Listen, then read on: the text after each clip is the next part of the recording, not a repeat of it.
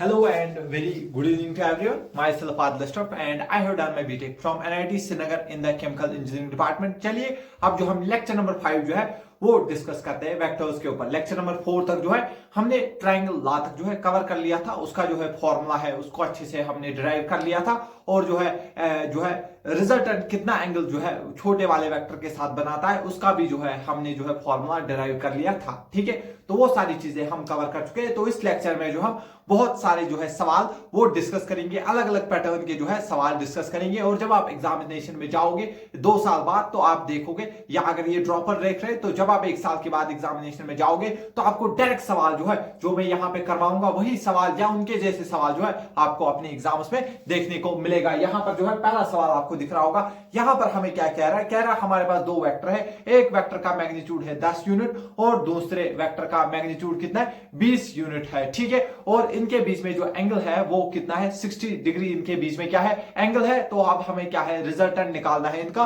और जो है जो रिजल्टेंट है वो कितना एंगल जो है छोटे वाले वेक्टर के साथ बनाएगा, ये हमारे पास सवाल है। दैट मीन चलिए हम एक वेक्टर को ए मानते हैं और इसका मैग्नीट्यूड हमारे पास कितना है 10 दिया हुआ है। एक बार मैं फिर से देखता हूं पूरा वैल्यूज। हाँ, और जो हमारे पास दूसरा वेक्टर है उसको मैं बी मान लेता हूं। ठीक है, जैसे ए वेक्टर का मैग्नीट्यूड 10 यूनिट दिया हुआ है, बी वेक्टर का जो है वो 20 यूनिट में लेके चलता हूं। क्या इतना क्लियरली आपको दिख रहा है? हाँ सर, ये क्लियर है। और इनके बीच में जो हमारे पास एंगल दिया हुआ है सर थीटा हमारे पास कितना है सर वो 60 डिग्री है। तो रिजल्टेंट निकालने का बहुत आसान फॉर्मूला है, मैंने आपको सिखाया हुआ है। अंडर रूट क्या होता है सर, ए स्क्वायर यानी कि पहले वाले वेक्टर का स्क्वायर, पहला क्या है सर 10 का स्क्वायर प्लस बी स्क्वायर यानी कि दूसरे वाले वेक्टर का स्क्वायर, कर लीजिए आप 20 का स्क्वायर प्लस में 2 ए मतलब पहला वाले वेक्टर का मैग्नीट्यूड, बी मतलब दूसरे वाले वेक्टर का मैग्नीट्यूड इंटू में cos 60 डिग्री।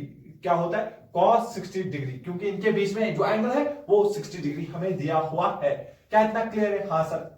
तो यहां से अगर मैं करूं 10 का स्क्वायर सर होता है 100 प्लस 20 का स्क्वायर ये होता है 400 प्लस, अगर आप यहां पे देखोगे मैं इसको ऐसे रखना चाहूंगा, ये कितना हो गया, ये हमारे पास हो गया 200 इंटू में cos 60 आपको पता होगा 1/2, ये 2 और 2 क्या हो जाएगा कैंसिल हो जाएगा। ठीक है, तो यहां पर अगर हम देखेंगे ये हो गया 400 500 और यहां पे 2, दैट मींस ये आ गया हमारे पास 700। मैं इसको क्या लिख सकता हूं 700 को मैं इसके रूट के अंदर 7 इंटू 100 लिख सकता हूं, क्योंकि मैं जो है आपकी कैलकुलेशन को भी ठीक करना चाहता हूं, इसलिए मैं जो हर एक स्टेप दिखा रहा हूं। जो है 100 क्या होता है 10 का स्क्वायर वो बाहर आ जाएगा, 10 आ जाएगा बाहर, अंदर बचेगा √7, 10 √7 यूनिट जो है वो इसका जो है रिजल्टेंट का क्या आ जाएगा सर मैग्नीट्यूड आ जाएगा। क्या क्लियरली समझ आ रहा है? क्या बहुत आसान सवाल है। हाँ, लेकिन ऐसे सवाल बहुत बार जो है पूछे गए हैं आपके एग्जामिनेशन में। अब जो है रिजल्टेंट कितना एंगल जो है छोटे वाले वेक्टर के साथ बनाता है, तो आप देख कर ही बोल सकते हो कौन सा इनमें छोटा वाला है। आप बोलोगे सर ये छोटा वाला है और ये बड़ा वाला वेक्टर है। तो अगर आपको याद होगा तो मैंने आपको जो है tan अल्फा का फॉर्मूला बताया था, क्या बोला था b sin थीटा अपॉन में a plus b cos theta बोला था। ठीक है, तो a क्या होता था इसमें छोटा वाला वेक्टर और b होता था इसमें बड़ा वाला वेक्टर। मैंने आपको पहले ही बोला था, याद रखना b इसमें क्या होता है बड़ा वाला वेक्टर, बड़े वाले वेक्टर का मैग्नीट्यूड है 20 इंटू में sin 60 डिग्री, sin थीटा मतलब sin 60। चलिए पहले मैं एक बार लिख लेता हूं sin 60 degree divide by a क्या होता है छोटा वाला vector, that means 10 plus b की जगह वापस में 20 इंटू में लिखूंगा cos 60 डिग्री। क्या इतना क्लियर है? हाँ सर, यहां तक समझ आ रहा है। 20 को लिखिए इंटू में, तो ये देखिए sin 60 सर होता है √3 डिवाइड बाई 2। ठीक है सर, 10 प्लस में सर हमारे पास 20, सर जो हमारे पास cos 60 अभी आपने बोला 1 डिवाइड बाई 2 होता है, तो ये इसके साथ कैंसिल हो जाएगा। ये क्या बचेगा 2 1 2 10 दैट मींस ये 20 बच गया। ऊपर है हमारे पास 20 और ये 1 2 ये कैंसिल हो जाएगा, 2 10 ये कैंसिल हो जाएगा, दैट मींस ऊपर बचेगा 10 और ऑलरेडी हमारे पास √3 है और डिवाइड में 10 प्लस 10 सर वो 20 हो जाएगा, 0 0 कैंसिल हो जाएगा। सर ये हमारे पास √3/2 जो है आंसर अभी तक आ रहा है। दैट मींस यहां पर जो है मेरे पास क्या आ रहा है tan अल्फा की वैल्यू कितनी आ रही है √3/2 आ रही है। तो मैं यहाँ पे जो अल्फा लिख सकता हूं tan इनवर्स, क्या लिख सकता हूं बेटा tan इनवर्स √3 डिवाइड बाई 2 जो है मैं उसकी वैल्यू लिख सकता हूं। क्या आपको इतना समझ आ रहा है? पहले जो है आप इतना जो है नोट कर लीजिए। क्या क्लियर समझ आ गया? फिर से मैं एक बार समझाता हूं। हमारे पास सवाल दिया गया था, कह रहा है एक वेक्टर का मैग्नीट्यूड 10 है, दूसरे वेक्टर का 20, तो हमने एक को ए माना, दूसरे को बी माना। कह रहा है इनके बीच में जो एंगल है वो 60 डिग्री है। और आपसे हमसे क्या पूछ रहे, रिजल्टेंट जब भी पूछा अंडर रूट लगा दीजिए, ये वाला formula a square plus b square plus 2ab cos 60 degree, सारी वैल्यूज पुट कर दी और ये हमारा आंसर आ गया। और आप कह रहे हैं रिजल्टेंट ने कितना एंगल बनाया छोटे वेक्टर के साथ। याद रखना छोटा वेक्टर क्या है, ये हमारे पास, दैट मींस ए जो है हमेशा इस फॉर्मूला में ए होता है छोटा वेक्टर। ये मैंने आपको कल ही समझाया था, ए छोटा वेक्टर होता है, बी क्या होता है, बड़ा वेक्टर होता है। तो दैट मींस छोटे वाले वेक्टर की जगह ए की वैल्यू डाल दो, बड़े वाले वेक्टर की जगह बी की वैल्यू डाल दो, सारी वैल्यूज डाल के आपको जो है ये आंसर मिल जाएगा। क्या क्लियर समझ में आ गया? ठीक है, तो इसको नोट करिए, तो फिर हम दूसरे सवाल से डिस्कस करते हैं। तो चलिए, आपको जो है सवाल नंबर 2 यहां पे दिख रहा होगा। क्या कह रहा है, जो हमने इससे पहले सवाल किया उसमें क्या है, उसमें हमें क्या दिया हुआ था, उसमें जो हमने ए का मैग्नीट्यूड जो है सर वो कितना मान लिया था, वो 10 यूनिट्स मान लिया था। ठीक है सर। और सर जो बी का मैग्नीट्यूड हमने मान लिया था वो कितना था, वो 20 था। इनके बीच में जो एंगल है वो 60 डिग्री एंगल है। अब ये क्या कह रहा है, कह रहा है इसमें जो है हमने अब बी को डबल किया। क्या किया, अगर मैंने बी को डबल किया दैट मींस जो मेरे पास नया वेक्टर बनेगा, मैं इसको क्या बोलूंगा, बी डैश बोल देते हैं। ठीक है, कह रहा है इसको मैंने डबल किया, दैट मींस आप बी की वैल्यू कितनी आ गई, डबल हो गया तो 40 यूनिट हो जाएगी। क्या इतना क्लियर है? हाँ सर, दैट मींस बी जो है डबल हो गया। और फिर ऐड किया है ए में, दैट मींस ए तो सेम ही रहेगा, ए के साथ कुछ नहीं किया है, उसमें ऐड किया है। ए का मैग्नीट्यूड अभी भी 10 रहेगा और बी का डबल हुआ है, बी का ट्वाइस हुआ है। ट्वाइस मतलब बी का मैग्नीट्यूड क्या हो गया सर, डबल हो गया है। और ऑब्वियसली अगर हम बी को डबल करेंगे दैट मींस एंगल पे कोई असर नहीं पड़ेगा। एंगल पहले भी 60 था, बाद में भी 60 था, ऐसे आप समझ सकते हो। फॉर एग्जाम्पल ये मेरे पास छोटा वेक्टर था ए वेक्टर, और इसका मैग्नीट्यूड मेरे पास कितना था 10, और यहां पे पहले मेरे पास ऐसे था बी वेक्टर। अब क्या हुआ, मैंने उसको डबल कर दिया है, दैट मींस आपने जो है बी वेक्टर को इतना लंबा कर दिया है। और ये जो है अब इसका यूनिट कितना आएगा, 40 यूनिट अब ये हो गया है। दैट मींस पहले ये 20 था, अब ये डबल होके 40 हो गया। अब मुझे जो है रिजल्टेंट की नई वैल्यू जो है वो निकालनी है। दैट मींस सर जो एंगल इनके भी, जो जब ये छोटा था तब भी यही एंगल होगा, अब जब डबल हुआ एंगल यही, डबल किया है दैट मींस सिर्फ डबल किया है, दैट मींस सिर्फ मैग्नीट्यूड डबल किया है, डायरेक्शन चेंज नहीं किया, डबल किया है। और उसने कुछ नहीं बोला, सिर्फ ट्वाइस, ट्वाइस मतलब इसका सिर्फ मैग्नीट्यूड इंक्रीज हुआ है।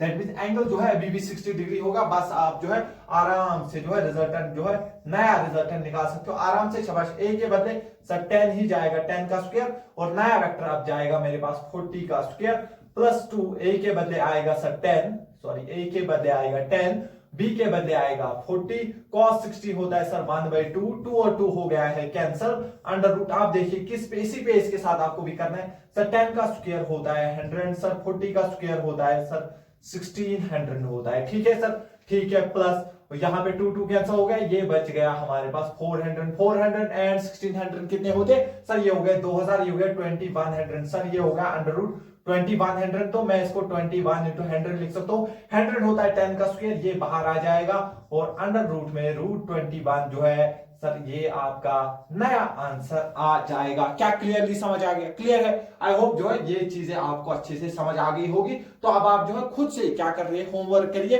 अब आप देखिए जो रिजल्टेंट कितना एंगल जो है छोटे वाले वेक्टर के साथ बनाता है, वो आप होमवर्क करिएगा। ठीक है, तो आई होप जो है ये सवाल भी आपको समझ आ गया होगा, इसको नोट करिए। फिर हम जो है और एक सवाल डिस्कस करते हैं। हाँ, तो चलिए यहां पर जो है आपको सवाल नंबर 3 दिख रहा होगा। इसमें क्या कह रहा है, कह रहा है हमारे पास जो है 2 वेक्टर होंगे। क्या वेक्टर होंगे? 2 वेक्टर ए और बी। क्या कह रहा है, कह रहा है आपके पास 2 वेक्टर है, A vector and B vector. आपके पास क्या है, 2 vector, A vector and B vector, और इनका जो रिजल्टेंट है, और इनका जो रिजल्टेंट है, कह रहा है उसका जो मैग्नीट्यूड है वो 5 यूनिट है। कितना है? वो 5 न्यूटन है। वो कितना है सर? वो 5 न्यूटन है। क्लियर है? और कह रहा है जो ए का मैग्नीट्यूड है, यानी कि ए का मैग्नीट्यूड जो है वो उसने दिया है 5√3 न्यूटन। क्लियर है इतना? और जो है बी, और जो है हमारे पास बी वेक्टर, उसका मैग्नीट्यूड 5 दिया है। देखो इसने ए का मैग्नीट्यूड भी दिया है, बी का मैग्नीट्यूड भी दिया है, रिजल्टेंट का मैग्नीट्यूड भी दिया है। तो पूछना क्या चाह रहा है, ये पूछना चाह रहा है इनके बीच में एंगल कितना होगा। फिर बताइए इनके बीच में एंगल कितना होगा। तो डायरेक्ट जो है रिजल्टेंट की फॉर्मूला को यूज करिए। तो अंडर रूट ऑफ सर पहले वेक्टर का स्क्वायर जो होती है, पहले मैं लिखता हूं ए स्क्वायर प्लस में बी स्क्वायर प्लस में 2ab इंटू में cos ऑफ थीटा, ये फॉर्मूला होता है। रिजल्टेंट कितना उसने बोला 5, तो यहां पे जो है 5 रख लीजिए, इसको तो यहां पर अंडर रूट ए तो ए का मैग्नीट्यूड कितना है सर, वो है 5√3, इसका कर दीजिए स्क्वायर, प्लस सर बी के बदले है हमारे पास 5, उसका कर दीजिए स्क्वायर, प्लस में 2। ए का जो है मैग्नीट्यूड है सर 5√3 और सर बी का मैग्नीट्यूड है 5, इंटू में है सर cos थीटा, जिसकी वैल्यू हमको निकालनी है। ठीक है, दोनों साइड स्क्वायर कर दीजिए, रूट कैंसिल हो जाएगा, इसका स्क्वायर हो जाएगा सर 25, क्योंकि इस साइड भी स्क्वायर करेंगे 5 का स्क्वायर 25, इसका स्क्वायर करेंगे तो रूट हट जाएगा। ठीक है सर, 5 का स्क्वायर हो गया सर 25 और ये स्क्वायर और रूट कैंसिल हो जाएंगे, इंटू में आएगा 3। समझ आ रहा है, ये इसको भी स्क्वायर है 5 स्क्वायर और रूट 3 का स्क्वायर 3 हो गया। ठीक है सर, प्लस तो 5 का स्क्वायर हो गया सर 25। ठीक है, प्लस में सर ये आ गया सर 2, 5 5 का कितना हो गया 25 इंटू 2 होता है सर 50, क्या होता है 50√3 इंटू में cos ऑफ थीटा, हमें cos ऑफ थीटा की वैल्यू चाहिए। ठीक है, करते सर, यहां पर क्या है सर, ये 25 है, ये क्या है सर 25 है, तो चलिए इसको अभी जो है 25 ही रहने देते, इसको आप करिए 75 और 25 इंटू 3 क्या होता है 75 और 25 हो गया 100, प्लस में सर 50√3 इंटू cos थीटा, तो मुझे cos थीटा की वैल्यू चाहिए, इस सब को इधर भेज दो। तो जब यहाँ पे 25 ये 100 इधर आएगा तो -100 हो जाएगा, ऐसे 25 -100। ठीक है, इज इक्वल टू, और सर यहाँ पे है 50√3 इंटू cos थीटा, तो इसकी वैल्यू कितनी हो जाएगी सर, ये हो जाएगी -75 और ये 50√3 क्या हो जाएगा सर, ये इसको डिवाइड हो जाएगा 50√3 सर, इसको डिवाइड हो जाएगा क्योंकि ये इंटू में है, ये डिवाइड हो जाएगा, ये बराबर आ जाएगा मेरा cos थीटा का वैल्यू। अब इसको सॉल्व करते, अगर मैं इसको 25 से करूंगा, 25 3 जा, तो इसको क्या करूंगा 25 2 जा, तो अभी तक जो है मेरे को दिख रहा है यहाँ पर, इसको थोड़ा इधर लिखता हूं मैं, cos थीटा की वैल्यू जो है -3 डिवाइड बाई 2√3 दिख रही है, 2√3 दिख रही है। तो आपकी एक चीज मैं और सिखाना चाहूंगा, यहाँ पे मैं आपको एक चीज और सिखाना चाहूंगा। देखो यहाँ पर क्या है मेरे पास cos थीटा, चलिए मैं इसको थोड़ा इधर लेके आता हूं सो दैट आपको जो है थोड़ा ज्यादा अच्छे से समझ आए। यहाँ पर क्या है cos थीटा किसके बराबर है -3/2√3। मैं आपको कुछ चीज सिखाना चाहूंगा, क्या मैं 3 को √3 इंटू √3 लिख सकता हूं? हाँ लिख सकता हूं, क्योंकि √3 इंटू √3 ये क्या हो जाएगा √3 का स्क्वायर और रूट कैंसिल, वापस 3 आ जाएगा। दैट मीन जो है माइनस को वहीं पे रखिए, रूट यहाँ पे जो 3 है मैं इसको लिखूंगा √3 इंटू में √3। ठीक है, अभी मैं आपको सिखा रहा हूं, बाद में जब आप ट्रेन हो जाओगे आपको दिमाग में ये चलेगा। ठीक है, इंटू में डिवाइड में 2/में √3 और √3 की वैल्यू हो गई कैंसिल। सर ये आ गया -√3/2। लेकिन सर हमें तो पता है cos थीटा √3/2 होता है जब थीटा की वैल्यू होती है 30 डिग्री, लेकिन ये तो सर -√3/2। लेकिन अगर आपको इतना आता है मैं आपको बचा के ले जाऊंगा, मैं आपको बचा कर ले जाऊंगा। अगर आपको समझ आ रहा है cos थीटा की वैल्यू √3/2 कब होती है 30 डिग्री पे, लेकिन यहां पर अगर माइनस है तो आप क्या करिए, ये जो वैल्यू आपको पता है इसको 180 में से घटाइए, 180 - 30 आपका जो 150 डिग्री जो है आंसर आ जाएगा। दैट मींस इन दो वेक्टर्स के बीच में जो एंगल होगा वो 150 डिग्री होगा। समझ आ गया? जब भी ऐसे माइनस में आंसर आएगा आप देखो ये वैल्यू आपको पता है कि नहीं, आपको पता है √3/2 कब होता है 30 पे, लेकिन यहाँ पे माइनस है। अगर यहाँ पे प्लस होता तो डायरेक्ट आंसर होता 30, लेकिन यहाँ पे माइनस होने की वजह से आपको ये 30 उठाकर 180 में से घटाना है, वहां से जो आंसर आएगा वही आपका एंगल होगा। दैट मींस आपका एंगल है 150 डिग्री। दैट मींस इन दो वेक्टर के बीच में जो एंगल होगा वो कितना होगा 150 डिग्री एंगल होगा। क्लियरली समझ आ गया? क्योंकि ये चीजें हम बेसिक मैथ में पढ़ते, अगर किसी का छूटा हुआ है कोई बात नहीं, जो जहां जहां पे जरूरत होगा मैं आपको बताता चलूंगा और फिर जब हम एक सीरीज उसके लिए भी लेकर आएंगे। क्लियर है? तो ये सवाल भी आप अच्छे से नोट कर लीजिए, तो फिर हम दूसरे सवाल के ऊपर जो है चलते हैं। हाँ तो चलिए, अब आपको जो है यहां पर और एक सवाल दिख रहा होगा, तो चलिए अब इसको डिस्कस करते हैं। ये सवाल जो है बहुत इंपॉर्टेंट सवाल है, इसको जो है बहुत बार जो है रिपीट हुआ एग्जामिनेशन में। क्या कह रहा है? कह रहा है आपके पास जो है दो वेक्टर है, A vector and B vector. कह रहा है इन दोनों का मैग्नीट्यूड जो है सेम है, इन दोनों का मैग्नीट्यूड क्या है? सेम है। दोनों वेक्टर का मैग्नीट्यूड सेम है और वो x के बराबर है, यानी कि a का मैग्नीट्यूड भी x है, b का मैग्नीट्यूड भी x है, दोनों का मैग्नीट्यूड सेम है। ठीक है, और कह रहा है मान लीजिए इनके बीच में जो एंगल है वो कितना है, इनके बीच में एंगल है थीटा। एंगल क्या है, थीटा। तो अब ये आपसे क्या पूछ रहा है, रिजल्टेंट का फॉर्मूला पूछ रहा है। रिजल्टेंट पूछ रहा है कितना होगा, तो आप बोलोगे सीधे, कोई मसला नहीं, सीधे हम करेंगे सर, ये तो सिंपल है। रिजल्टेंट इक्वल टू सर क्या होता है, ए का स्क्वायर, ए का मैग्नीट्यूड भी कितना है एक्स, तो एक्स का स्क्वायर, प्लस बी का स्क्वायर, बी का मैग्नीट्यूड भी एक्स, तो एक्स का स्क्वायर, प्लस में 2, ए के बदले एक्स, बी के बदले बी आएगा एक्स, इंटू में इनके बीच में एंगल है थीटा, तो आएगा कॉस थीटा। क्या इतना क्लियर समझ आ रहा है? तो अगर आप इसको थोड़ा गौर से देखोगे, क्या आपको ये दिख रहा है एक्स स्क्वायर, हाँ सर, ये दिख रहा है एक्स स्क्वायर, हाँ सर, तो क्या ये आपको दिख रहा है 2x इंटू एक्स, यानी कि 2x स्क्वायर इंटू में कॉस थीटा। क्या आपको दिख रहा है, ये यहां भी x square x square x square, सब में एक्स स्क्वायर कॉमन निकालूंगा, स्क्वायर और रूट जो है कैंसिल हो जाएंगे, समझ आ रहा है? दैट मींस मैं और एक स्टेप दिखाता हूं, क्योंकि अभी आप जो है 11th में ही होंगे। सब में से एक्स स्क्वायर को कॉमन निकाला, ठीक है, तो यहां बचा 1, इसमें से भी एक्स स्क्वायर कॉमन निकाला तो 1, इसमें से भी एक्स स्क्वायर कॉमन निकाला तो यहां बचा 2 cos थीटा। क्या क्लियर है इतना? हाँ सर, स्क्वायर और अपना रूट कैंसिल करके बाहर आ जाएगा x, अंदर क्या बचेगा 1 प्लस 1 क्या हो गया सर 2 प्लस 2 cos थीटा। क्या इतना भी आपको समझ आ रहा है? आई होप जो है इतनी चीजें आपको क्लियर होनी चाहिए। यहां पर जो है 2 प्लस 2 cos थीटा जो है मेरे पास बच रहा है। अभी हम देखते हैं आगे इसको हम क्या कर सकते हैं। यहां से अगर मैं जो है 2 को भी कॉमन निकालने की कोशिश करूंगा, एक सेकंड। हाँ, तो हम बिल्कुल सही कर रहे हैं। चलिए इसमें से फिर से ये 2 को मैं कॉमन निकालता हूं, x, तो सर ये बच गया अंडर रूट, इसमें से भी दोनों में से 2 जब आप कॉमन निकालोगे तो यहां पे क्या बचेगा, 2 को कॉमन निकाला तो 1 प्लस, यहां से भी 2 को कॉमन निकाला तो यहां बच गया cos थीटा। तो यहां पर आके जो है बच्चा रुक जाता है, लेकिन हम जो है यहां पर नहीं रुकेंगे, हम जो है आगे चलेंगे। देखो अब यहां पर आपको cos थीटा, cos 2 थीटा की फॉर्मूला याद होनी चाहिए। मैं थोड़ा रिपीट करता हूं, आपको याद होनी चाहिए cos 2 थीटा। cos 2 थीटा की जो वैल्यू होती है वो हम डायरेक्टली लिखते हैं ट्वाइस, क्या लिखते हैं, twice sine square theta divide bye twice sine square theta. Twice sine square theta के बराबर होती है, ट्वाइस साइन स्क्वायर थीटा के बराबर, सॉरी ये जो हमारे पास 2 cos स्क्वायर थीटा, सॉरी यहां पे जो गलती होगी इसलिए आंसर नहीं आ रहा। यहां पर देखिए 2, यहां पर क्या है cos थीटा, आप cos थीटा का फॉर्मूला नहीं, पहले आप देखिए cos 2 थीटा का फॉर्मूला, cos 2 थीटा का फॉर्मूला होता है twice cos square, twice cos square theta, twice cos square theta minus 1, twice cos square theta minus 1।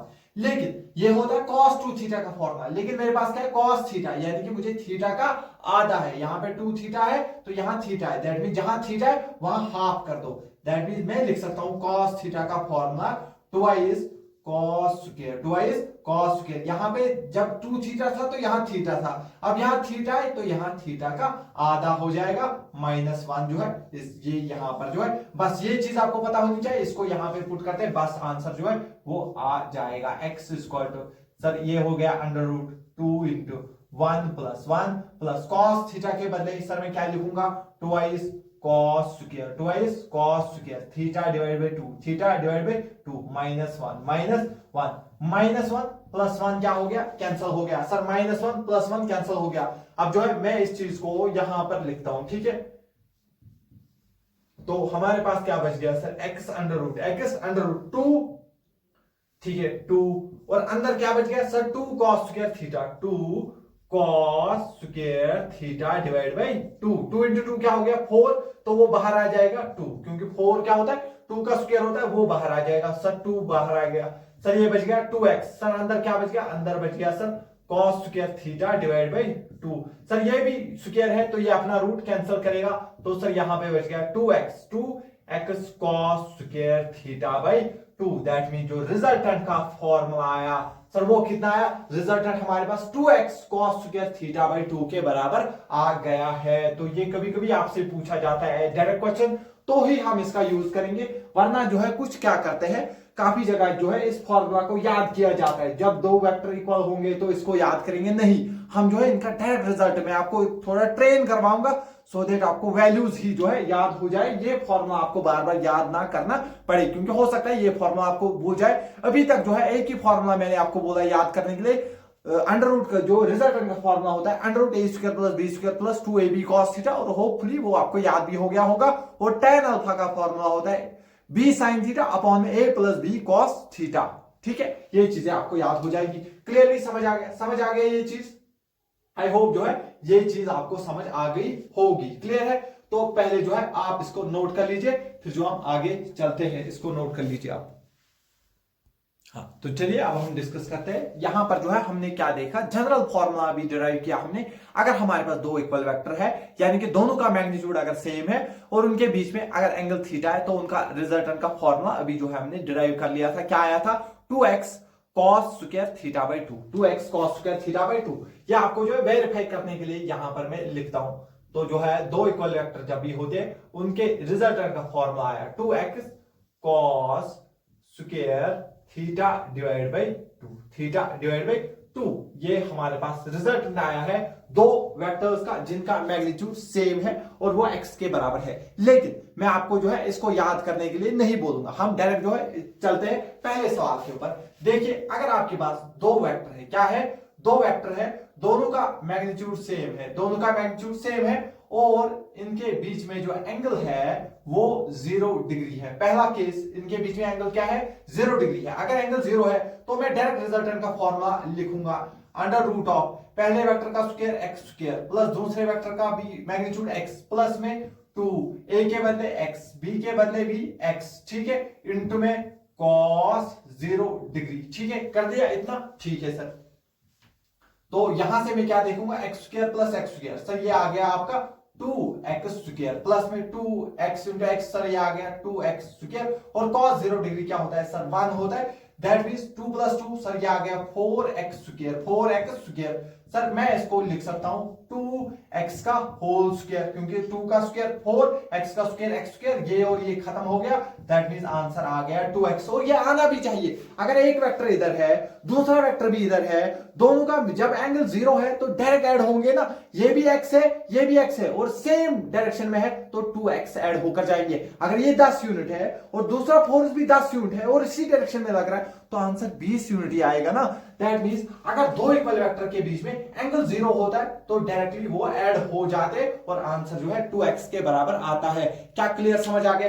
ये हमारे पास जो पहला केस था, सिंपल केस था, ये आई होप जो है ये आपको समझ आ गया होगा। अब जो हम दूसरा केस लेते हैं, जब हम इनके बीच में एंगल क्या रखेंगे? 60 डिग्री एंगल रखेंगे। चलिए अब हम जो है दूसरा केस जो है उसको डिस्कस करते हैं। दूसरे केस में फिर से मेरे पास जो है ए वेक्टर का मैग्नीट्यूड है x और जो है बी वेक्टर है और सर उसका मैग्नीट्यूड भी है मेरे पास x। इसका मैग्नीट्यूड भी मेरे पास x है और इसका मैग्नीट्यूड भी मेरे पास कितना है सर? x है। लेकिन अब मैं इनके बीच में एंगल रख रहा हूं 60 डिग्री। अगर मैं एंगल रखूंगा 60 डिग्री, जिस बच्चे को याद फॉर्मूला होगा वो यहाँ पे आंसर डाल के निकाल सकता है, लेकिन मैं आपको रिकमेंड नहीं करूंगा। हम यहां से जाएंगे, उतना टाइम नहीं लगेगा, आप बहुत तेज हो जाओगे जब आप ऐसे प्रोसेस करोगे। एक होता है आपने फॉर्मूला रख लिया, एक होता है आपने अपने आप को इतना तेज बनाया, इतना शातिर बनाया। दैट मींस आपको फॉर्मूला जब तक दूसरा बंदा फॉर्मूला में पुट करेगा, वैल्यू याद करेगा फॉर्मूला क्या था, साइन स्क्वायर था या कॉस स्क्वायर था, तब तक आपने आंसर निकाल लिया होना चाहिए। ठीक है, तो चलिए सर रिजल्टेंट निकालना है। तो सर रिजल्टेंट क्या है सर? सीधे रिजल्टेंट अंडर रूट, सर इसका भी मैग्नीट्यूड है x, सर दूसरे का भी मैग्नीट्यूड है x, तो स्क्वायर हो जाएगा सर 2, इसका मैग्नीट्यूड भी x, सर दूसरे का भी मैग्नीट्यूड x, डायरेक्टली मैं स्क्वायर लिखूंगा। सर cos 60, सर cos 60 जो है सर वो होता है 1 डिवाइड बाई 2, सर 2 और 2 हो जाएगा कैंसल। देखिए भाई अंदर बच रहा है एक तो x स्क्वायर, सर एक बच रहा है ये x स्क्वायर, सर ये बच रहा है 2 और 2 कैंसल, तो सर बच रहा है और एक x स्क्वायर। तो अगर मैं ध्यान से देखूं क्या अंदर बच रहा है? x square x square x square, क्या अंदर 3x स्क्वायर बच रहा है? क्या स्क्वायर x और x स्क्वायर अपना रूट कैंसिल होके बाहर आ जाएगा, अंदर क्या बचेगा sir? Root 3 into X, root 3 into X जो है इसका आंसर आएगा। और ये सबसे इंपॉर्टेंट केस होता है क्लास 12th में जब आप आओगे या बाकी चैप्टर्स में जब आओगे, जब अच्छा क्वेश्चन बनता है तो आप इसको डायरेक्टली कर सकते हो। अगर मेरे पास दो इक्वल वेक्टर है, यानी कि दो वेक्टर है, सॉरी इक्वल वेक्टर नहीं, अगर मेरे पास दो वेक्टर है जिनका मैग्नीट्यूड सेम है, ये एक वेक्टर है और ये दूसरा वेक्टर है, अगर आप ऐसे समझिए ये एक वेक्टर है ये दूसरा वेक्टर है, इन दोनों का मैग्नीट्यूड सेम है और इनके बीच में एंगल 60 डिग्री है, तो इनका रिजल्टेंट बीचों बीच आएगा। इनका रिजल्टेंट यानी कि इसके साथ भी 30, इसके साथ भी 30 और उसका मैग्नीट्यूड रूट 3 टाइम्स होगा, बस उसका मैग्नीट्यूड रूट 3 टाइम्स इनके बराबर होगा। ये बहुत यूज होता है। इसलिए मैं इसको स्टार मार्क करता हूं। क्या समझ आ गया? फिर से मैं समझाता हूं। फॉर एग्जाम्पल ये आपका एक वेक्टर है, ये आपका बी वेक्टर है। दैट मींस फॉर एग्जाम्पल मान लीजिए इसका मैग्नीट्यूड है 10 न्यूटन, इसका मैग्नीट्यूड भी 10 न्यूटन। इनके बीच में अगर एंगल 60 डिग्री है तो मैं इसको सॉल्व नहीं करूंगा, मैं डायरेक्टली बोलूंगा इनका जो है रिजल्टेंट है वो इनके बीच में आएगा, इसके साथ 30 डिग्री एंगल बनाएगा, इसके साथ भी 30 डिग्री एंगल बनाएगा, और उसका जो मैग्नीट्यूड होगा सर वो √3 टाइम्स 10 के बराबर जो है इसका आंसर आएगा। हाँ, तो चलिए ये केस भी जो है आपको समझ आ गया होगा। अब हम जो है तीसरे केस के ऊपर चलते हैं। ठीक है, अब जो है दो वेक्टर है और उनके बीच में एंगल कितना लेंगे? 90 डिग्री लेंगे, क्योंकि हमने जो है 30 डिग्री क्यों नहीं लिया? काफी बच्चों का सवाल होगा 30 डिग्री क्यों नहीं लिया, 45 डिग्री क्यों नहीं लिया? क्योंकि उस पे जो है जो अच्छा जो है रिजल्ट नहीं मिलता है। दैट मींस वो जो है याद करने का कोई फायदा नहीं होता है, क्योंकि उसको आप सॉल्व करके निकाल लीजिए, जो आंसर आता है वही सही है। उसको जो हम स्पेशल केस में नहीं रखते क्योंकि उसका स्पेशल आंसर नहीं आता है। ठीक है, फिर से हमारे पास जो है ए वेक्टर है, इसका मैग्नीट्यूड में एक्स मान लेता हूं, और आपके पास जो बी वेक्टर है, आपके पास क्या है? जो बी वेक्टर है उसका मैग्नीट्यूड भी एक्स है, लेकिन इस बार इनके बीच में इस बार इनके बीच में मैं जो है एंगल कितना रखता हूं? ये मेरे पास बी वेक्टर है सर, इसका मैग्नीट्यूड एक्स है, और इनके बीच में जो एंगल रखा गया है वो कितना है? 90 डिग्री है। ठीक है, तो अगर मैं आपसे रिजल्टेंट का फॉर्मूला पूछूंगा तो आप बोलोगे √, पहले वेक्टर का square that means x square, दूसरे वेक्टर का स्क्वायर एक्स स्क्वायर, प्लस में 2, ए के बदले एक्स, बी के बदले एक्स, और cos 90 होता है सर 0। तो ये पूरी टर्म इतनी क्या हो गई? 0 इंटू ये सब 0 हो गया।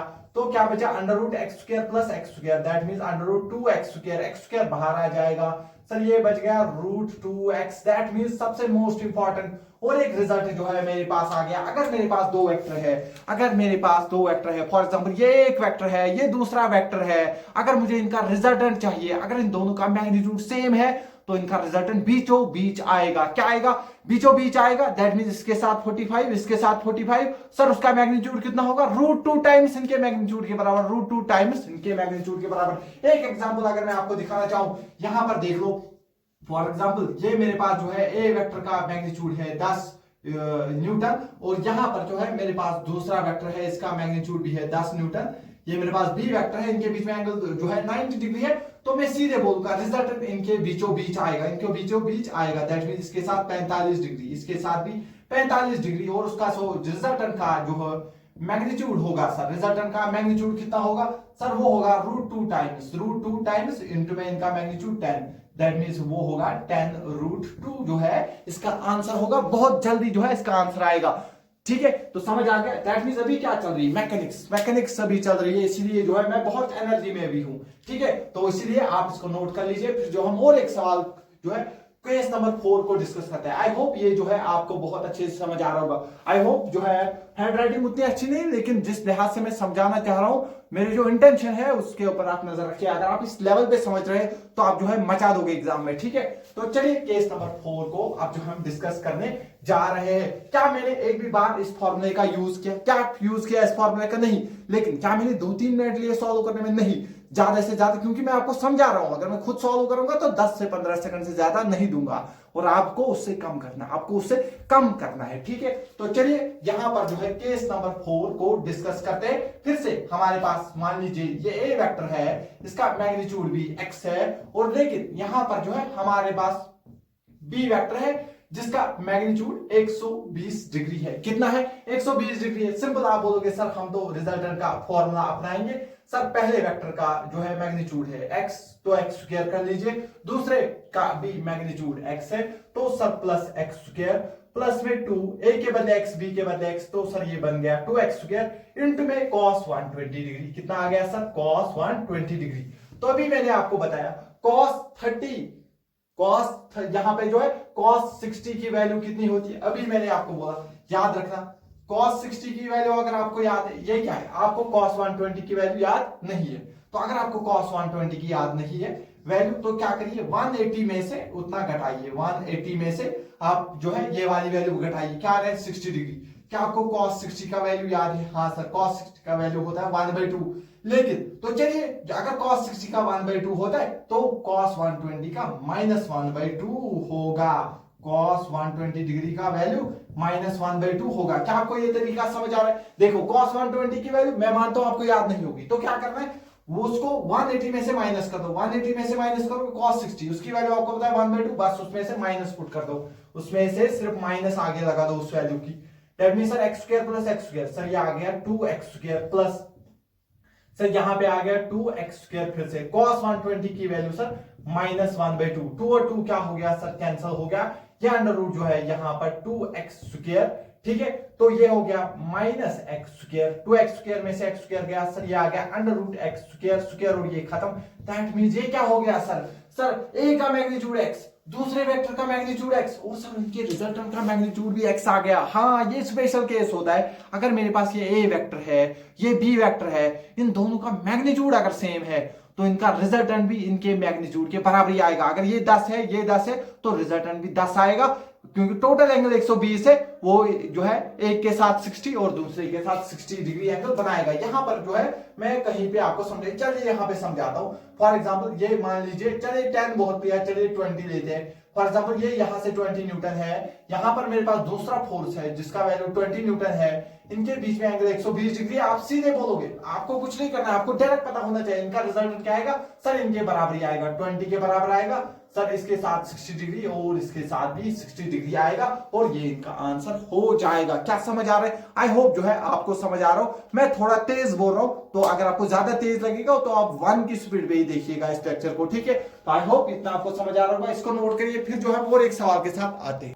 हाँ, तो अभी हमारे पास जो है इसका लास्ट वाला केस है, जिसमें अगर हम जो है एंगल को कितना रखेंगे, ये फॉर्मूला मैं मिटाता हूं, क्योंकि बिल्कुल भी हमने जो है इसका इस्तेमाल नहीं किया है, तो आप भी जो है इसका इस्तेमाल उतना मत ही करिए, क्योंकि डायरेक्ट फॉर्मूला पूछता है तो यूज करेंगे, अदरवाइज हम जो है इतना यूज नहीं करेंगे। अगर मैं आपको सिर्फ फॉर्मूला जो है याद करवाता हूं, तो दैट मींस मैं आपको एक तरीके से हैंडीकैप्ड बनाता हूं। फॉर्मूला भूल गए आप कुछ नहीं कर सकते हो, लेकिन अगर आपने समझा है, फॉर्मूला याद हो ना हो, आप जो है क्वेश्चन को किसी ना किसी तरीके से करके ले जाओगे। पांचवा केस क्या है, मेरे पास जो है एक वेक्टर है जिसका मैग्नीट्यूड मेरे पास क्या है, x है, और दूसरा वेक्टर जो है वो पीछे की तरफ है, दैट मींस इसका मैग्नीट्यूड भी x है, लेकिन इनके बीच में जो इस बार एंगल है वो 180 डिग्री है, 180 डिग्री है। तो अब हम जो है फॉर्मूला से देखेंगे इसका आंसर क्या आएगा सर, अंडर रूट आएगा, पहले का मैग्नीट्यूड x², सर दूसरे का भी x है तो x² आएगा, ठीक है सर, +2, ठीक है, a का भी मैग्नीट्यूड x, b का भी मैग्नीट्यूड x, सर इनके बीच में क्या है,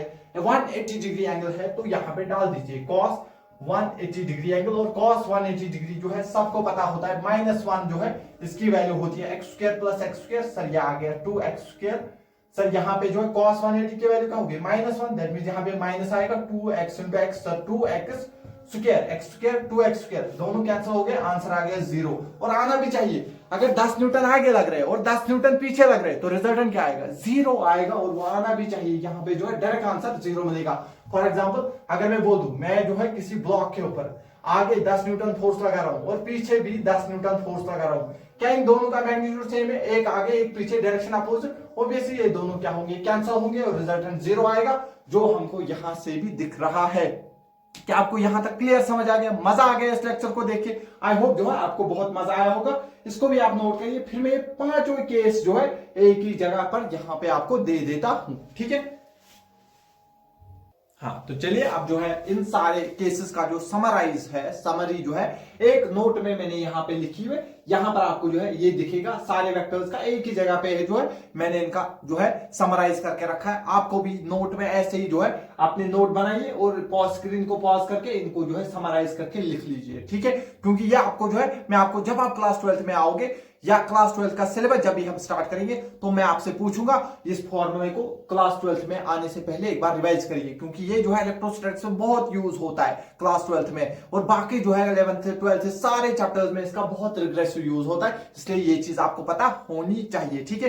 तो चलिए आप इसको नोट कर लीजिए, फिर हम जो है कुछ और सवाल जो है डिस्कस करते हैं।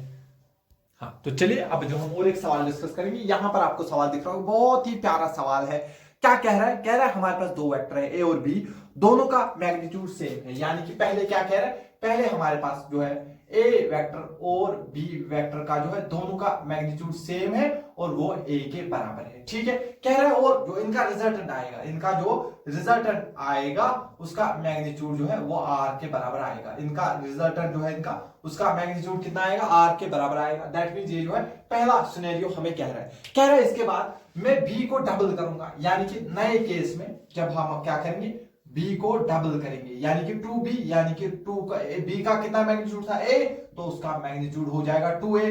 और जो है हमारे पास इसको मैं बी न्यू लिखता हूं, ठीक है, बी न्यू। और जो हमारे पास a है वो तो सेम ही रहेगा, a का मैग्नीट्यूड सेम a ही रहेगा। ठीक है, कह रहा है अब जब मैंने b को डबल किया और a में ऐड किया, दैट मींस b डबल हो गया, a ऐसे ही रहा, एंगल इनके बीच में सेम ही होगा, थीटा, पहले भी थीटा था बाद में भी थीटा है। तो कह रहा है अब जो इनका रिजल्टेंट आ गया वो a√3 के बराबर आ गया। नया रिजल्टेंट किसके बराबर आया, a√3 के बराबर आया। तो ये मुझसे यही एंगल पूछ रहा है, ये मुझसे क्या पूछ रहा है, यही एंगल पूछ रहा है। आई होप जो है आपको सवाल समझ आ गया होगा। अब हम इसको जो है स्टेप वाइज करते हैं। पहले इसने क्या कहा, इसने कहा जो आपका a है और जो आपका b है दोनों का मैग्नीट्यूड है a और इनका रिजल्टेंट आ रहा है r। चलिए r की वैल्यू निकालते हैं। अंडर रूट a का magnitude sir a square, b का मैग्नीट्यूड b है सर a ही, तो a square plus 2 a into a sir a square into cos theta.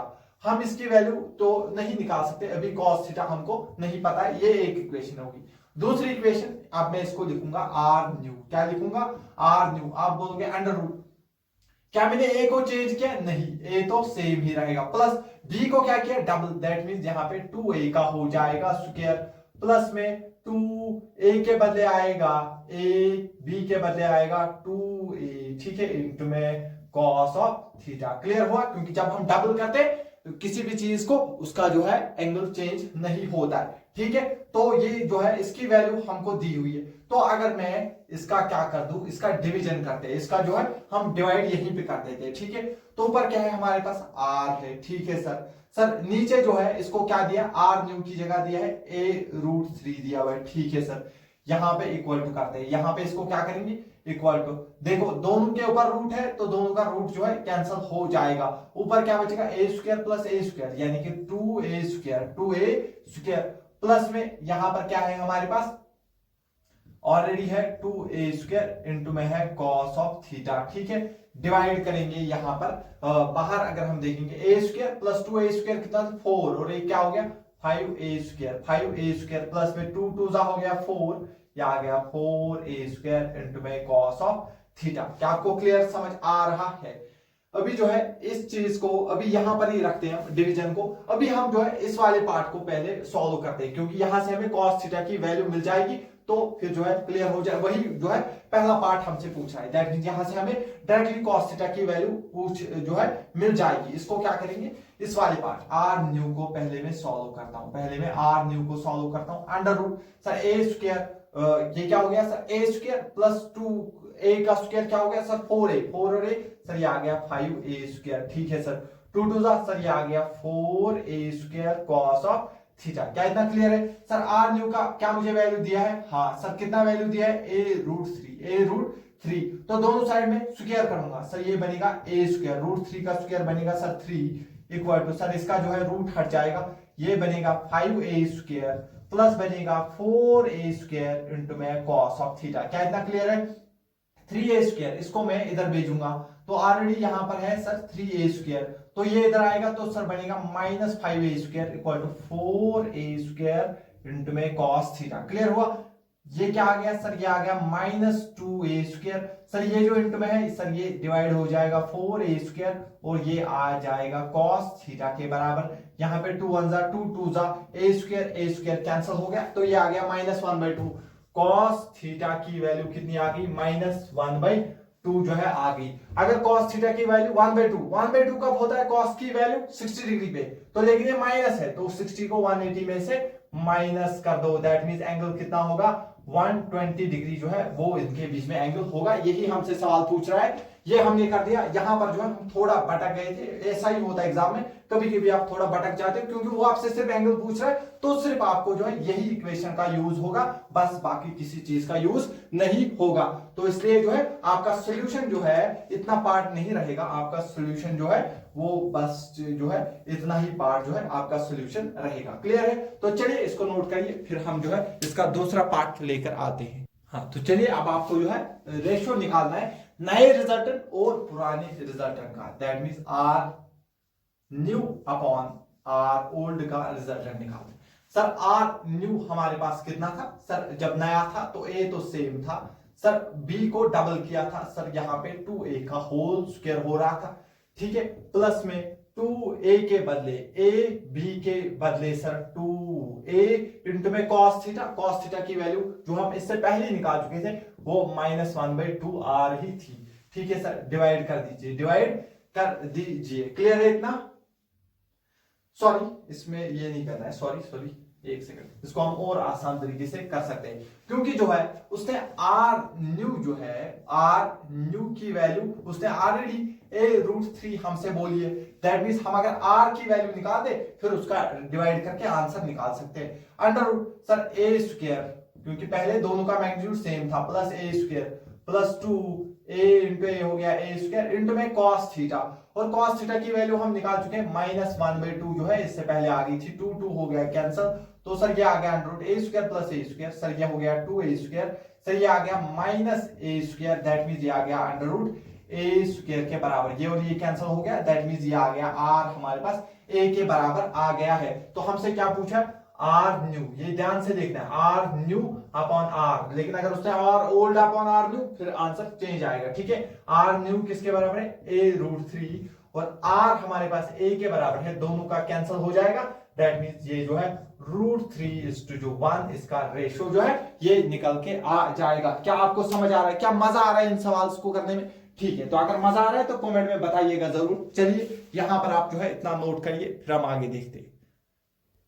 तो चलिए अब जो हम और एक सवाल लेते हैं। ये सवाल जो है बहुत इंपॉर्टेंट सवाल माना जाता है, ये बहुत अच्छा सवाल है, इसको आप एक बार देख लीजिए। यहां पर कह रहा है हमारे पास जो है दो वेक्टर है ए एंड बी, एक वेक्टर ए है दूसरा वेक्टर बी है, कह रहा है इनके मैग्नीट्यूड का सम, यहां पर ही बच्चे से गलती होती है, कह रहा है ए वेक्टर और बी वेक्टर का जो मैग्नीट्यूड का सम है वो 16 है। यहां पर बच्चा क्या समझता है? शायद ये रिजल्टेंट का वैल्यू है, नहीं, वो कह रहा है ए वेक्टर के मैग्नीट्यूड दैट मींस एस है प्लस बी वेक्टर का मैग्नीट्यूड प्लस बी वेक्टर का, कह रहा है इनका सम है 16 न्यूटन। कितना है? 16 न्यूटन, ठीक है। और कह रहा है जो इन दोनों का रिजल्टेंट है उसका मैग्नीट्यूड है 8, यानी कि रिजल्टेंट का मैग्नीट्यूड कितना है? सर रिजल्टेंट का मैग्नीट्यूड उसने कितना दिया है? वो 8 न्यूटन दिया हुआ है। रिजल्टेंट का मैग्नीट्यूड कितना दिया हुआ है? 8 न्यूटन दिया हुआ है। कह रहे हैं लेकिन जो रिजल्टेंट है वो ए वेक्टर के परपेंडिकुलर है। क्या बोल, इसलिए मैं कल की लास्ट क्लास में बोला था, लास्ट क्लास में ये बोला था, बहुत इंपॉर्टेंट है। मान लीजिए ये ए वेक्टर है, मान लीजिए ये ए वेक्टर है, कह रहा है जो रिजल्टेंट है वो ए वेक्टर के परपेंडिकुलर है, दैट मींस वो इस तरीके से होगा हमारा रिजल्टेंट वेक्टर। तो ऑब्वियसली बी वेक्टर को फिर इस तरीके से होना पड़ेगा, तभी जो है ये सीरीज में आ जाएंगे, दैट मींस ये मेरे पास बी वेक्टर हो गया, ठीक है। क्या कह रहा है? अब देखो ये जो है, क्या आपको ये दिख रहा है? ये ट्रायंगल बन गया। हाँ सर। रिजल्टेंट का मैग्नीट्यूड पता है? हाँ सर। कितना है रिजल्टेंट का मैग्नीट्यूड? सर 8 है। इन दो, इसका मैग्नीट्यूड प्लस इसका मैग्नीट्यूड वो कितना है? 16। तो अगर मैं इसको x मान लूं, अगर मैं इसके मैग्नीट्यूड को x मान लूं, तो क्या ये, चलिए कोई बात नहीं, किसी को भी, चलिए इसको मैं x मानता हूं, इसको मैं x मानूंगा, तो क्या ये 16 - x होगा? क्योंकि इन दोनों का सम क्या है? 16। अगर मैं इसमें इसको x मानूं तो ये क्या होगा? फिर 16 - x होगा। ये समझ आ गया? फिर से समझो, रिजल्टेंट का मैग्नीट्यूड वहीं से 8 दिया हुआ है, इसका मैग्नीट्यूड प्लस इसका मैग्नीट्यूड 16 है। अगर मैं इसको b को x मानूं तो क्या ये 16 - x होगा? हाँ। फॉर एग्जांपल ये 13 है तो क्या होगा? ये 5 होगा। दैट मींस क्लियरली समझ आ रहा है। तो क्या आपको दिख रहा है? क्या पाइथागोरस थ्योरम लगा सकता हूं? क्या ये एक राइट ट्रायंगल बन गया? हाँ सर। तो डायरेक्टली मैं इसका स्क्वायर किसके बराबर होगा? इसका स्क्वायर प्लस इसका स्क्वायर। हाइपोटेन्यूज का स्क्वायर होता है base square plus perpendicular square. That means मैं डायरेक्टली जो है यहां से लिख सकता हूं x स्क्वायर बराबर, सर बेस जो है मेरे पास क्या है सर? वो है 16 - x उसका होल स्क्वायर प्लस जो है परपेंडिकुलर सर वो है 8 सर उसका होल स्क्वायर। ठीक है सर, यहां से मैं लिखता हूं x square equal to sir ये हो गया A square minus B square, तो सर ये हो गया ए स्क्वायर यानी कि 16 का स्क्वायर, प्लस में एक्स का स्क्वायर हो गया बी स्क्वायर, प्लस में ये आ गया माइनस 2 ए के बदले 16 बी के बदले आएगा एक्स। क्या इतना क्लियर है? हाँ सर। प्लस 8 का स्क्वायर क्या होता है सर? ये होता है 64। क्या आपको इतना समझ आ रहा है? ठीक है, तो अगर आपको इतना समझ आ रहा है, ये एक्स स्क्वायर ये इधर आके दोनों क्या हो जाएंगे? कैंसल हो जाएंगे, दोनों क्या हो जाएंगे? कैंसल हो जाएंगे। इस साइड बचा 0, इस साइड क्या बचा? 16 का स्क्वायर होता है 256 माइनस ये हो गया 16 इंटू 2 होता है 32x प्लस में 64, इसको मैं इस साइड ले लूंगा क्योंकि ये माइनस है, इस साइड प्लस हो जाएगा 32x इक्वल टू ये हो गया 256 में से प्लस कर दीजिए 256 प्लस 4 कितने होंगे? 60, ये हो गया 320। तो x की वैल्यू आ रही है 320 डिवाइड बाय क्या आएगा? 32 डिवाइड बाय आ गया 32 1 जा 32 10 जा, दैट मींस x की वैल्यू आपको 10 आ गई। अगर x 10 है दैट मींस ये क्या है? 10, तो ये क्या होगा? 16 माइनस 10 कितना हो गया? दैट मींस ये हो गया 6। तो एक का मैग्नीट्यूड 6 होगा, ए का मैग्नीट्यूड 6 होगा, बी का मैग्नीट्यूड कितना होगा? 10 होगा। क्या आपको इतना क्लियरली समझ आ रहा है? हाँ, तो इसी के साथ हमें इसमें और ये भी फाइंड करना है, हमें जो है ए अपॉन बी का जो है रेशो भी निकालना है। ए का मैग्नीट्यूड कितना है सर? 6 है और बी का मैग्नीट्यूड है 10, तो ये हो गया 3/5 जो है इसका जो है 3:5 इसका रेशो जो है हमारे पास आ जाएगा। क्या इतना क्लियर है? ठीक है, इसको नोट करिए, फिर हम जो है आगे देखते हैं। तो चलिए अब हम देखते हैं इनके बीच में एंगल क्या होंगे। देखो, अगर मैं बोलूंगा ए वेक्टर और बी वेक्टर के बीच में कितना एंगल है, रिजल्टेंट और बी वेक्टर के बीच में एंगल कितना है, ए और बी के बीच में कितना एंगल है, रिजल्टेंट और ए के बीच में कितना एंगल है, वो कैसे अब हम निकालेंगे। तो पहले इतना जो है आई होप आपने जो है नोट कर लिया होगा। अब हम इसकी नई डायग्राम बनाएंगे और देखो कितनी जल्दी जो है हम इसको कर सकते हैं। लेकिन ये सवाल जो है अगर एग्जाम में ऐसे आ गया, एंगल भी पूछा, तो बहुत जबरदस्त सवाल हो जाएगा। लेकिन जिन बच्चों ने किया होगा उनके लिए ये बहुत आसान होगा। ये हमारे पास क्या है? ये मेरे पास क्या है? ए वेक्टर, सर इसका मैग्नीट्यूड हम निकाल चुके हैं 6, ठीक है सर। और ये है मेरे पास सर क्या है? सर ये है रिजल्टेंट वेक्टर, ठीक है सर। इसका मैग्नीट्यूड 8, सर यहां से हमने क्या बनाया है? ठीक है सर, ये बन गया था हमारा बी वेक्टर, सर इसका मैग्नीट्यूड आ गया है 10। तो क्या मैं यहां से डायरेक्टली बता सकता हूं थीटा इक्वल टू क्या मैं यहां से लिख सकता हूं tan थीटा किसके बराबर? सर आप लिख सकते हो tan थीटा बराबर परपेंडिकुलर है 8 और बेस कितना है आपके पास? 6, तो ये आ गया सर 4/3। और tan थीटा कब 4/3 होता है? जब थीटा होता है 53 डिग्री। ये चीज आपको पता होनी चाहिए, याद रखिएगा। ये ट्रायंगल आपको हमेशा याद रखना है, ठीक है। देखो, अगर मैं इसको 53 बोलूंगा तो इसके सामने बड़ी वाली जो है साइड आएगी 4, दैट मींस ये साइड होगी 3 और ये होता है 5। ये स्पेशल ट्रायंगल आपको पता होना चाहिए। तो फिर ये ट्रायंगल कितना होगा सर? ये होगा 37 डिग्री। 37 डिग्री के सामने छोटा एंगल होता है 3, 4 और 5। समझ आ गया? दैट मींस सर ये एंगल कितना आ गया सर? ये आ गया 53 degree.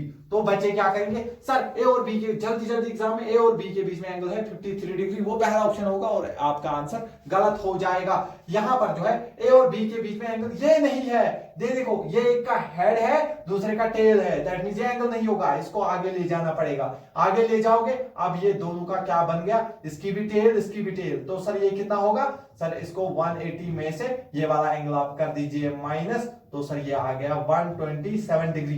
That means angle between अगर आपसे पूछेगा ए वेक्टर एंड बी वेक्टर तो आंसर आना चाहिए 127 डिग्री। अगर पूछेगा फिर से एंगल बिटवीन, क्या पूछेगा ये भी पूछ सकता है एग्जाम में, एंगल बिटवीन आर वेक्टर यानी कि रिजल्टेंट एंड ए वेक्टर, ये साफ साफ कितना दिख रहा है 90 डिग्री, वहीं से उसने दिया हुआ है। अगर लेकिन उसने पूछा है angle between R vector and B vector, तो क्या आपको दिख रहा है दोनों के क्या मिल रहे हैं? दोनों के हेड मिले हुए। दैट मींस यहां पर जो एंगल वही आंसर होगा। ये 90 ये 53, दैट मींस ये एंगल कितना होगा? 37 डिग्री होगा। तो इसका आंसर 37 डिग्री जो है वो बन जाएगा। ठीक है, तो यहां तक जो है हमको क्लियरली समझ आ गया। क्या आपको यहां तक बहुत अच्छे से समझ आ गया, मजा आ गया? तो जो है इस लेक्चर को हम यहां पर ही रोकते। तो ये मैं छोटे छोटे लेक्चर आपको दे रहा हूं क्योंकि अभी आप जस्ट जो है 11th का स्टार्ट कर रहे हो, इसलिए जो है 50-50 मिनट के जो लेक्चर होते ये बहुत बेनिफिशियल होते हैं क्योंकि बच्चे का कंसंट्रेशन जो ऑलमोस्ट इतना ही रहता है। इससे क्या होगा, नंबर ऑफ लेक्चर थोड़े ज्यादा होंगे लेकिन उससे आपको नहीं डरना है क्योंकि ज्यादा फायदा क्या होगा, जितना लेक्चर कंसाइज होगा उतना आपको ज्यादा फायदा होगा। 50 मिनट जो ऐसे देखते देखते आप देख लोगे तो आपको उतना बर्डन भी नहीं लगेगा और आप सीखोगे भी अच्छे से, कंसंट्रेशन भी, और साइंटिफिकली ये प्रूवन भी है। क्लियर है? तो यहां तक जो है आप देख लीजिएगा, फिर जो हम यहां से जो और क्वेश्चंस को जो है नेक्स्ट लेक्चर में वो डिस्कस करेंगे और कुछ नए टॉपिक लेकर आ जाएंगे। क्या आपको यहां तक आप बताइएगा कमेंट करके कि आपको बहुत मजा आ रहा है, कि आपको पूरे के पूरे 5 लेक्चर यहां तक बहुत अच्छे से समझ आए हैं या नहीं आए हैं। तो थैंक यू सो मच, चलिए मिलते हैं नेक्स्ट लेक्चर में।